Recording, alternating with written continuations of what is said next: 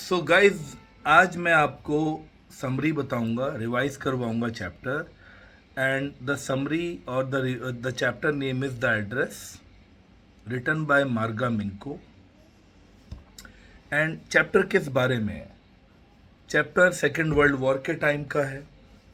Second world war के time में Germans ने ज्यूस के ऊपर बहुत ज़्यादा एट्रोसिटीज़ करी। सेकेंड वर्ल्ड वॉर के टाइम में जर्मन्स ने ज्यूस को एक तरीके से कहा जाए तो एथनिक क्लिनजिंग करी गई ज्यूस की।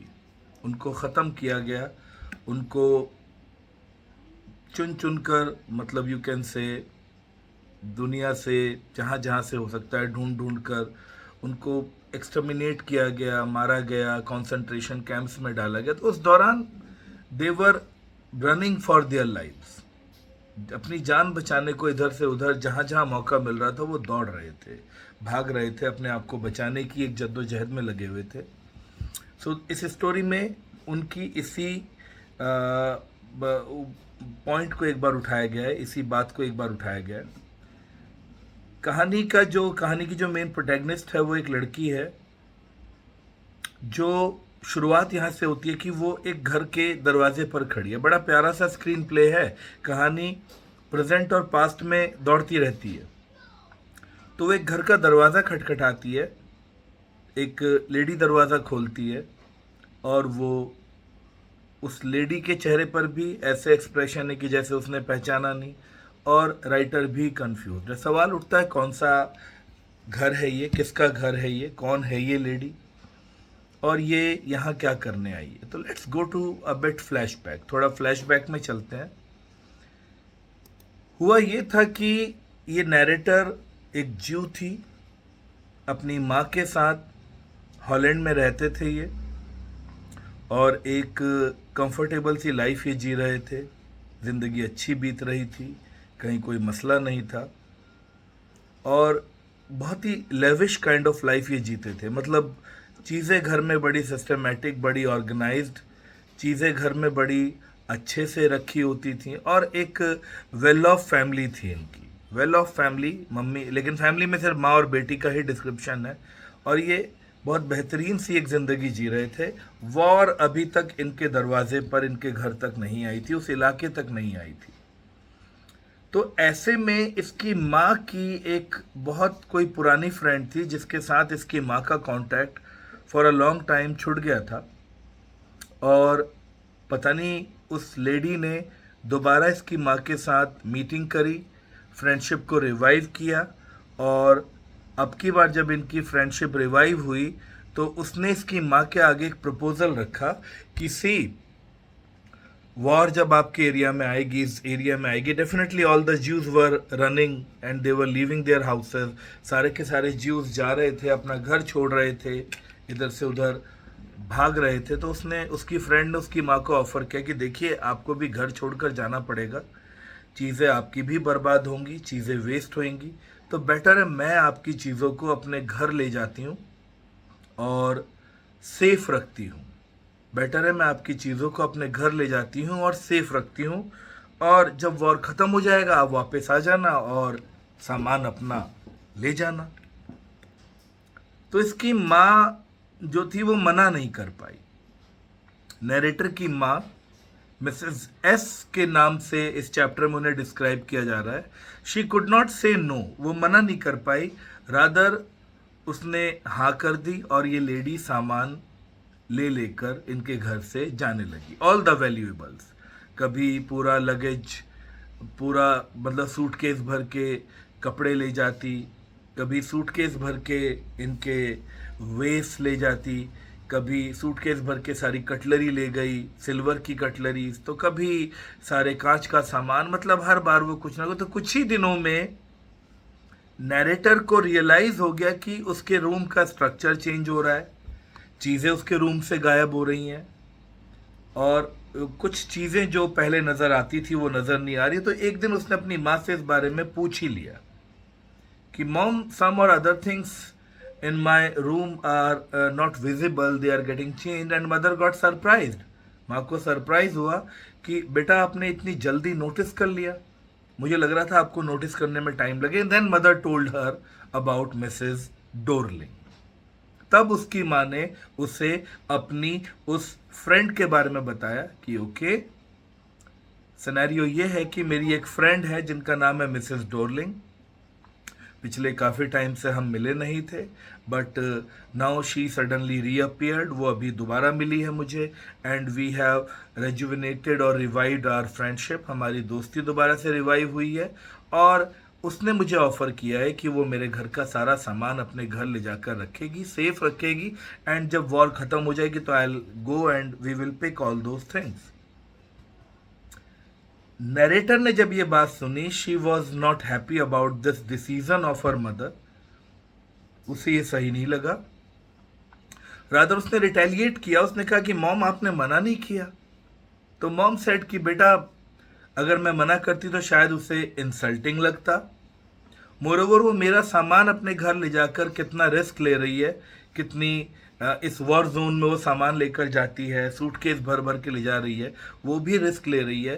सो I could not say anything, and मुझे ऐसा लगा जैसे यही सही है. तो ऐसा कह के मॉम ने काइंड ऑफ प्रूव करने की कोशिश करी कि this was the right decision. वो बात अलग है कि नरेटर को अपनी माँ का ये डिसीजन पसंद नहीं आया. She didn't like this.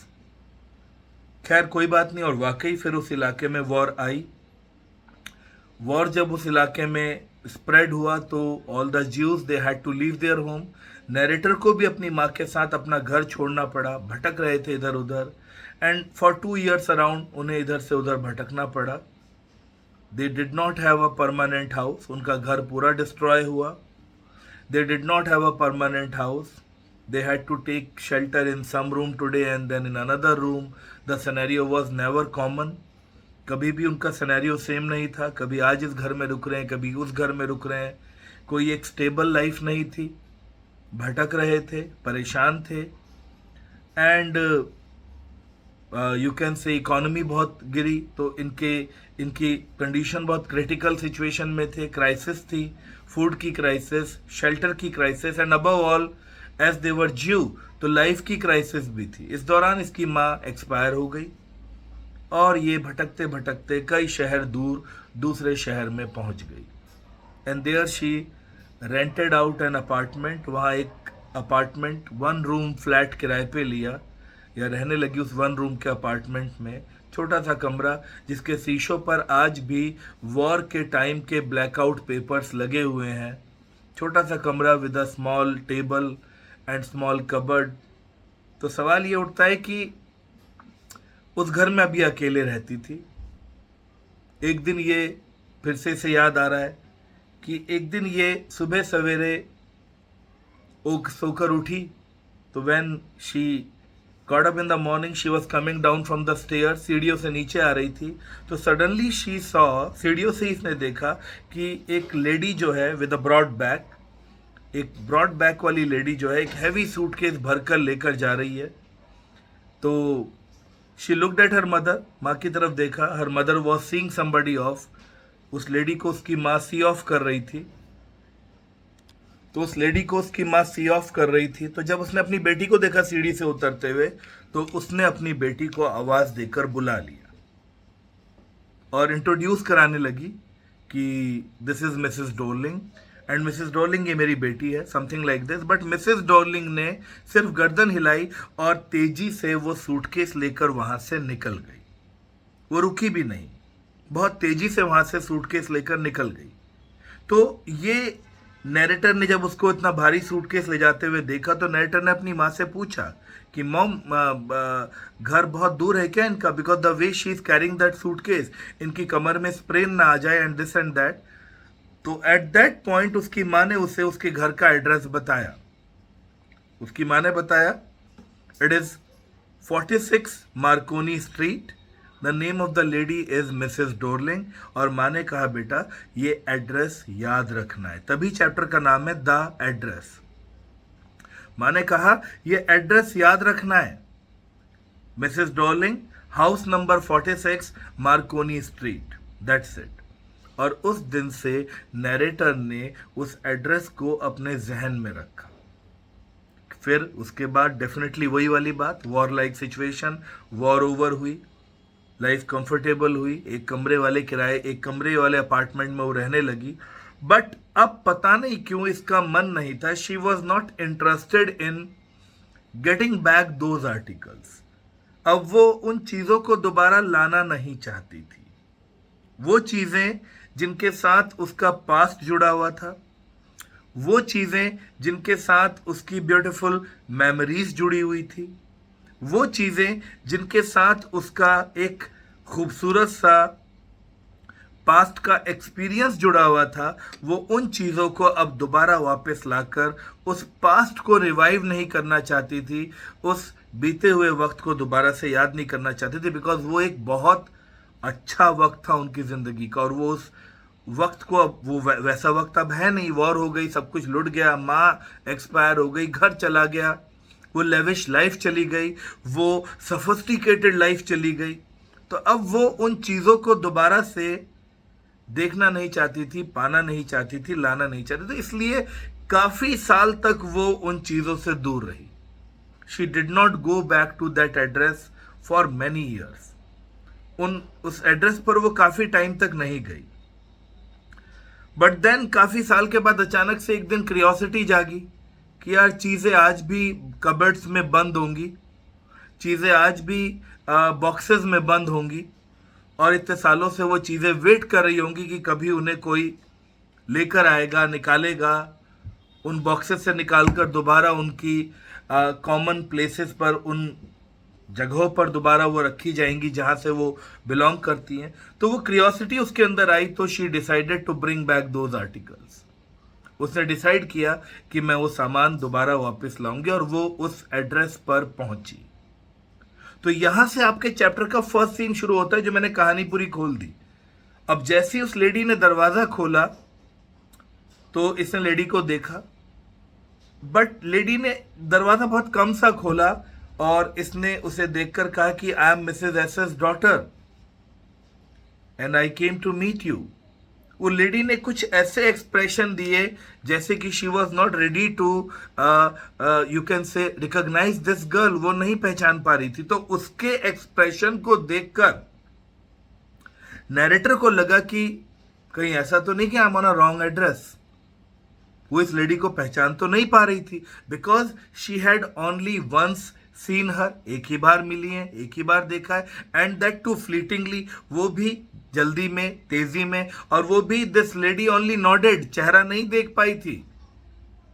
तो और इतने सालों बाद she is knocking at that address, तो somewhere she got a bit you can से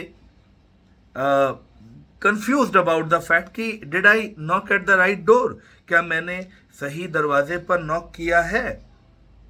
एंड देन लेडी एक स्टेप बाहर निकल कर आई, तो she saw that this lady was wearing a green colored cardigan.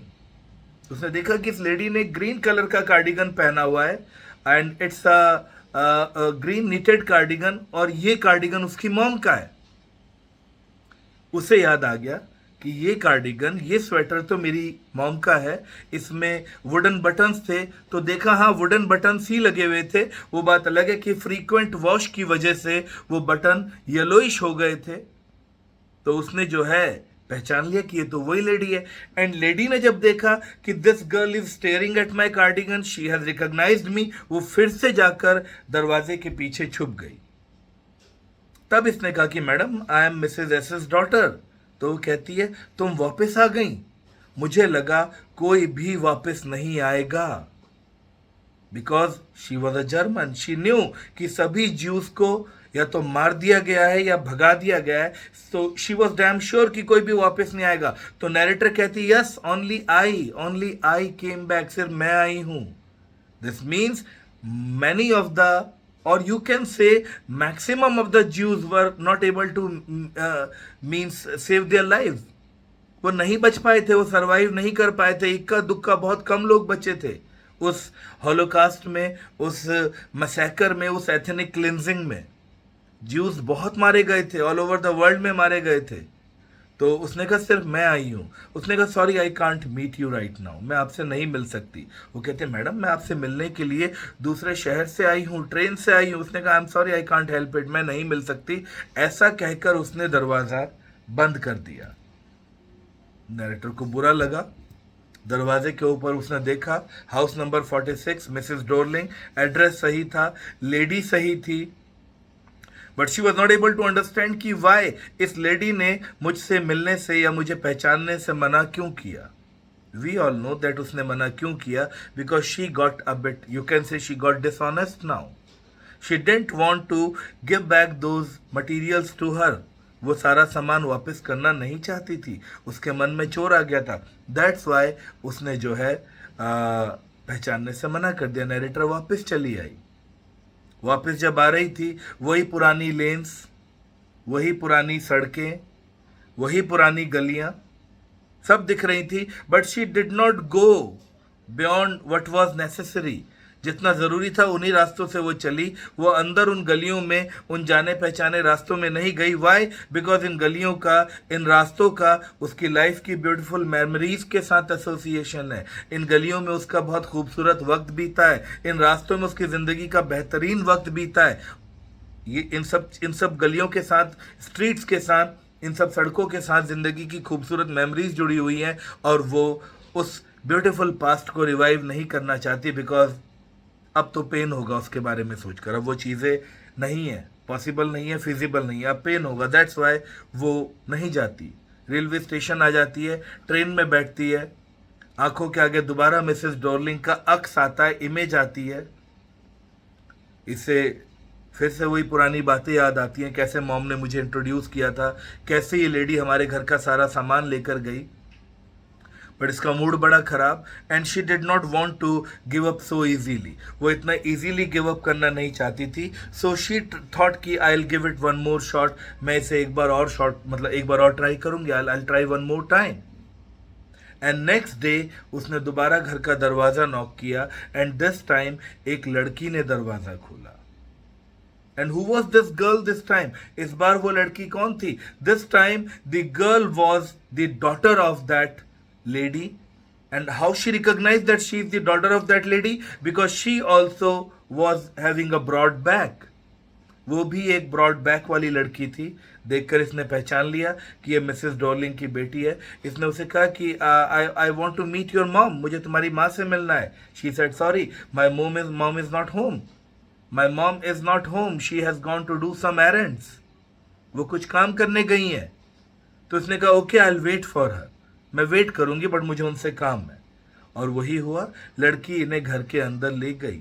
मस्ती से कॉरिडोर को क्रॉस करके जब वो जा रही थी, तो दीवार पर she could see a Hanukkah. Hanukkah is a candle holder. बहुत सारे कैंडल्स होल्डर्स को एक फ्रेम में लगे हुए थे ऐसे ऐसे। वो हनुक्का उसने देखा और उसे याद आ गया कि ये तो हमारे घर का हनुक्का है, ये हमारा सामान है। उसके दीवार पर लगा हुआ था।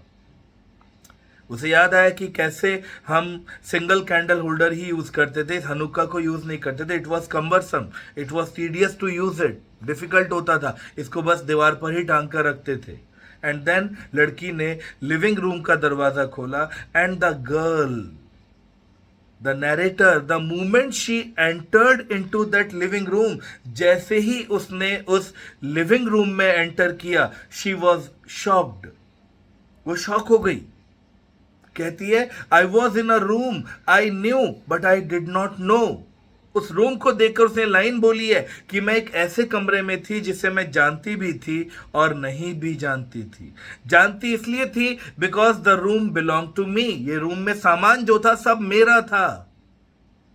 इस रूम में रखा हुआ हर सामान मेरा था, तो मैं रूम को जानती थी। But I did not know why, because the tasteless manner, जितने टेस्टलेस मैनर में वो सामान रखा हुआ था, जितने अनऑर्गेनाइज्ड मैनर में वो सामान रखा हुआ था, जितनी बेतरतीबी से वो सामान रखा हुआ था, आई एम सॉरी, हमारे घर में ये सामान ऐसे कभी भी रखा नहीं जाता था। हमारे घर में ये सामान एक वेल ऑर्गेनाइज तरीके से रखा जाता था, एक सोफिस्टिकेटेड मैनर में they were kept in their home, and there was a system for everything. Routine खाना खाएंगे तो वो सिल्वर कटलरी होएगी, एप्पल खाएंगे तो इस प्लेट में खाएंगे, डिनर करेंगे तो इन प्लेट्स में होएगी, सुबह की चाय होगी तो इस प्लेट में इस कप में होएगी, शाम की चाय इस कप में, means this kind of organised and sophisticated life they had. सामान की बहुत देख रेख के साथ सामान, बट इस कमरे में इस वक्त सामान हर तरफ बिखरा हुआ था, टेस्टलेस मैनर में बस रख दिया गया था। ऐसा होता है। वो चीजें जिनके साथ कभी आपकी पुरानी मेमोरीज जुड़ी हों, वो चीजें जिनके साथ आपकी ब्यूटीफुल मेमोरीज जुड़ी हों, जब आप उन्हीं चीजों को कभी बहुत डिस्टॉर्टेड फॉर्म में देखते हैं, आपका मूड बहुत खराब होता है। You feel bad about those things. इसके साथ भी वही हुआ। इसे याद आया, लड़की ने कहा मैंने अपने लिए चाय बनाई है, would you like to have a cup of coffee, चाय सॉरी टी, आप भी चाय लेना पसंद करेंगे? उसने कहा हाँ तो ठीक है। उसने कप निकाले, simple cup with golden border, cup से गोल्डन बॉर्डर के साथ, सब इन्हीं का है। टेबल क्लॉथ जो बिछा हुआ वो भी इनका है। She is rubbing her fingers on the table cloth.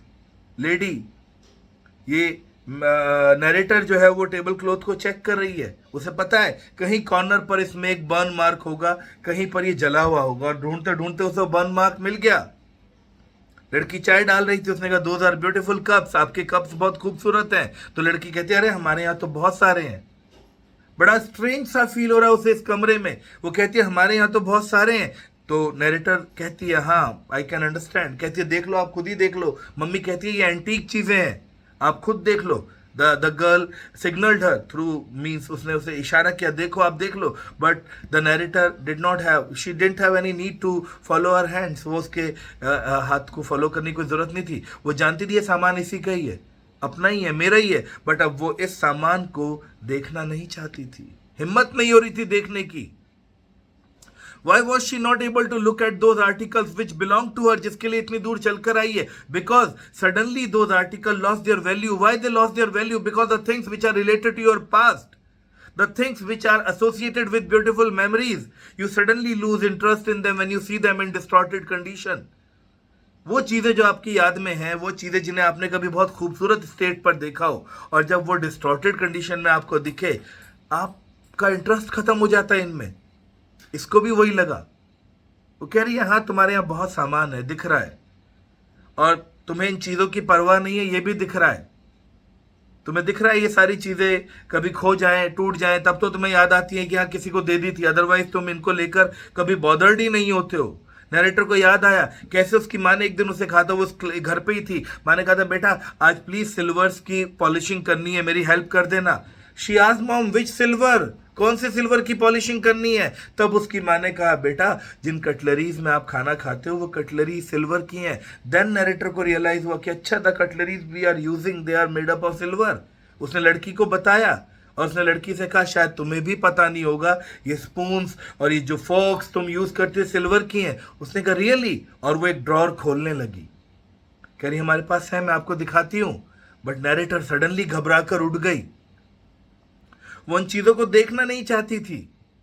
क्यों नहीं देखना चाहती थी? क्योंकि वो उसकी मेमोरी से क्लैश हो रहा था। ये जो चीजें उसके जहन में एक अच्छी यादगार के साथ है, वो चीजें सडनली इतनी डिस्टॉर्टेड दिख रही थी, तो उसका she was definitely in a bad mood, बहुत मूड खराब था उसका।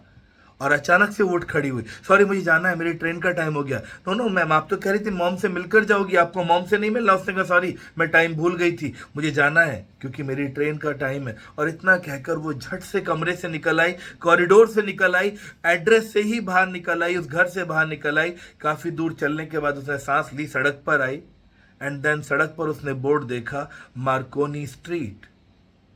मार्कोनी स्ट्रीट बिल्कुल सही एड्रेस पर आई थी, सही एड्रेस पर आई थी, बिल्कुल यही एड्रेस था, house number 46 Marconi street. But अब वो इस एड्रेस को याद रखना नहीं चाहती थी। Now she did not want to go back to those. अपने आप को तसल्ली दी उसने कि क्या करूंगी ये सामान ले जाकर, छोटा सा मेरा कमरा है, खिड़कियों से वॉर टाइम के ब्लैकआउट पेपर्स आज तक नहीं हटे हैं, छोटी सी टेबल और कबर्ड है, उस कबर्ड में मेरे लायक ही कटलरी आती है, ये सारा सामान ले जाकर क्या करूंगी? So I don't want to take these material back, मुझे ये सामान ले जाने की ज़रूरत नहीं है। और वो उस एड्रेस को भुलाना चाहती थी। एट एनी कॉस्ट अब वो इस एड्रेस को भुलाना चाहती थी, और वो ये भी जानती है कि ज़िंदगी में अगर 1000 चीज़ें हैं जिन्हें वो भुलाना चाहती होगी, उनमें से इस एड्रेस को भुलाना उसके लिए सबसे आसान होगा।